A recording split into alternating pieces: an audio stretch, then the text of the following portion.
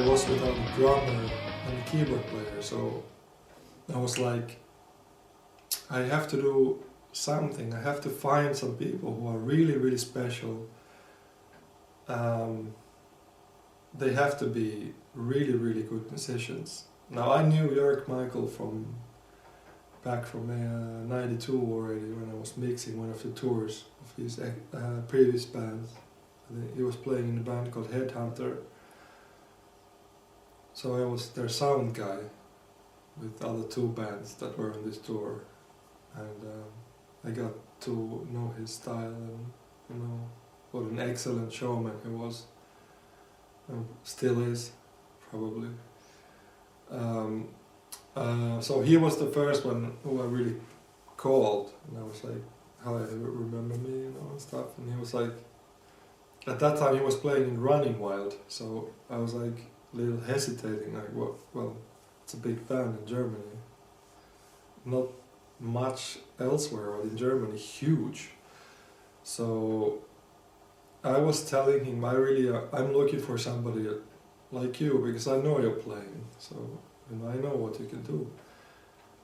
And he was thinking about it for a couple of days, and he says yes, and I was really lucky to get him. He was really the right guy. The keyboard player was a little bit more difficult. I remember I put an advertisement again to a music magazine that I'm looking for a keyboard player like Jens Johansson, and funnily enough, I got the guy himself. It was like, I sent him a fax. I got his number from Japan or something, and I sent him a fax. And he replied that he had heard about Stratovarius, as he wrote in the fax, and that he had just been in Europe. He was living in New York since years already. But he was asking me to send some music, and I sent the episode demos that we had at that point already with Timo singing. So he was like blown away. So in this way the band got together, and this really was a match made in heaven, because the musical chemistry was amazing. It was like really, really amazing. All those years, which I call visions years, were like, from '96 to up until 2001, it's like 5 years of like total madness. It's fucking great to be back here. Incredible records, incredible creative energy, incredible drinking, incredible partying, incredible rock style. And in many ways I lost myself in those years, because at the same time when they were the best years of my life, I was really becoming an asshole, and I didn't like that. I was aware of it in some level, but it's very hard to remain as a normal person when you are being told that you are a god all the time, and there's all those things involved. You are a guitar hero, which I've never considered myself being, and but those years were really incredible. The weird thing is, we were really never close as friends, like, honest to God, I've never felt like a tight friendship with anyone. Maybe it's a location thing, because people are living in different places, but I really don't think so.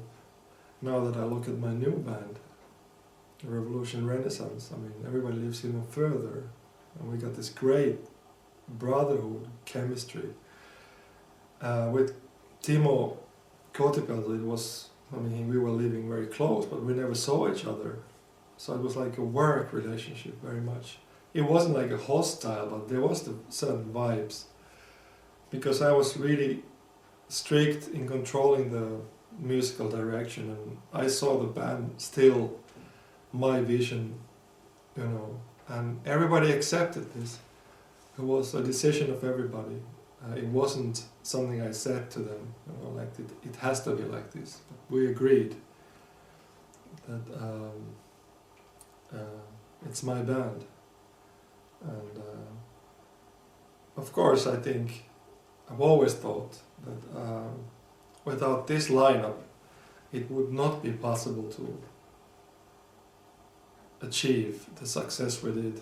And we did like 7 world tours. We were playing in places like Le Zénith in Paris, which is like 7,000 people. We sold it out, and they were like incredible tours, you know, like really.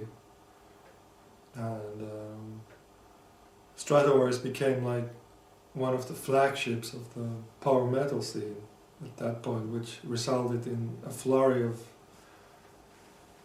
thousands of bands that were copying us. I mean, of course we had I had, when I composed in my music, I have my influences, and I was very influenced by Yngwie and Halloween and Dio and bunch of stuff in classical music, you know, and even ABBA, and very influenced by Finnish music, which was constantly played on my childhood home by my mother, who was a saint. And yeah, but those years were just incredible. I mean, and it could not continue like that. I knew somehow, sooner or later, something's gonna happen, because you cannot be so successful all the time.